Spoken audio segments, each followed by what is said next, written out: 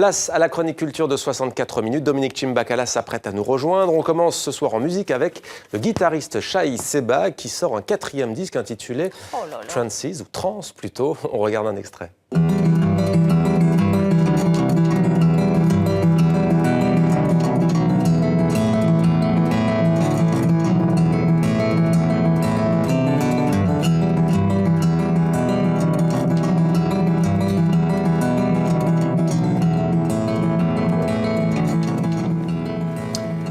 Bonsoir Dominique, ravi de vous retrouver. On vient d'écouter un extrait de Harmonix Rain de Shai Sebag, un des grands noms de la guitare contemporaine. Le titre alors, il fallait le dire comment? Trans ou Trances? Trans, quand même. On va dire trans. Allez. On est sur la chaîne de la francophonie. Alors, Shai Sebag, vous savez, c'est un homme qui a pris la guitare tout seul. C'est un autodidacte. Il a joué dans les plus grands festivals de guitare.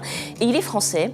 Il fait une très très belle carrière de guitariste instrumentiste. Et là, donc, c'est son 4e album qui vient de sortir. Mais si je vous parle de lui aujourd'hui, c'est parce qu'il a une originalité, ce guitariste. Son originalité, c'est sa façon de jouer de la guitare. C'est un toucher très particulier. Ça s'appelle du fingerstyle. Je vous propose de découvrir ça avec ce reportage qu'on a tourné avec Guillaume Gouet.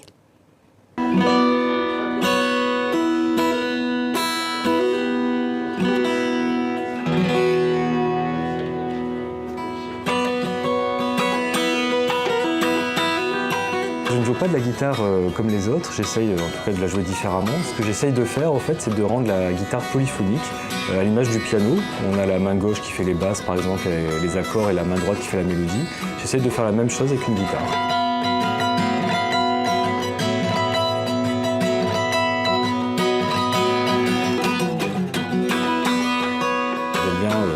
Voilà, les petites dissonances, les petites notes qui sont assez proches, qui font que ça a un petit côté étranger, oriental, méditerranéen.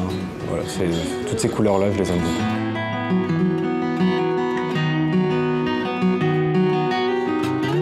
C'est difficile de mener une carrière lorsqu'on est autodidacte, et en même temps, moi franchement, je pense que c'est la clé en fait, pour se démarquer. En fait.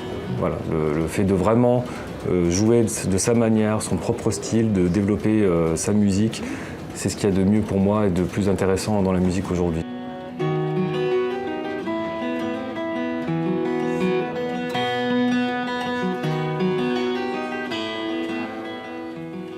Du cinéma au programme également, Dominique, avec Dans ma tête un rond-point. Il s'agit d'un documentaire de Hassan Ferrani, réalisateur algérien. En résumé, on peut dire que c'est un tableau de la société algérienne vu d'un abattoir. Oui, c'est un peu ça. C'est un documentaire qui se passe dans les abattoirs du quartier du Ruisseau à Alger, plus grand abattoir du pays hérité de la colonisation.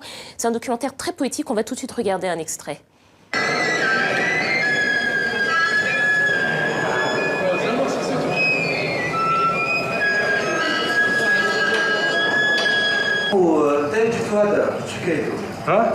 هذا حكايته موجه وحده. هذا جا حارق من الانجليز، جا في البابوار وهبط هنا في البور. مونطا كيلو ولا 2 كيلو من البور وجا ديريكت هنا الباطوار. الناس تحوس تحرق منه، هو حارق من الانجليز لهنا الجزائر لاش فيها الدراهم. صح حاكمه بيوم ضشيره وين شوف كاسرونا. همو ولا باس عليه. ما تجي تحاول تفتح له الباب يخرج ما يخرجش. مليحه. Dans ma tête, un rond-point, premier film d'Hassan Ferrani. Il est salué par la critique, Dominique. Absolument, il a reçu plein de prix déjà. Alors c'est un film, je disais, très poétique. C'est un huis clos en fait. Ça a nécessité 2 mois et demi de tournage. Il y a 5 personnages. Et en réalité, c'est une micro-société qu'il a filmée en plein cœur d'Alger avec des ouvriers qui viennent de partout dans le pays. Dans un lieu où on est face à la mort, celle des animaux, dans un lieu où on est sans phare et finalement dans un lieu où on peut parler de tous les sujets. C'est exactement avec ce regard-là que le réalisateur a travaillé. On l'écoute. C'est un film qui parle de tout sauf de viande. Les protagonistes abordent énormément de choses. Ils abordent des choses qui sont personnelles, ils abordent l'amour, ils abordent la philosophie, le rêve, le désespoir, plein d'envies différentes. Et puis, il est question aussi de travail, il est aussi question de solidarité, il est question d'idées, il est question de vision de l'Algérie, mais plus que l'Algérie, du monde aussi.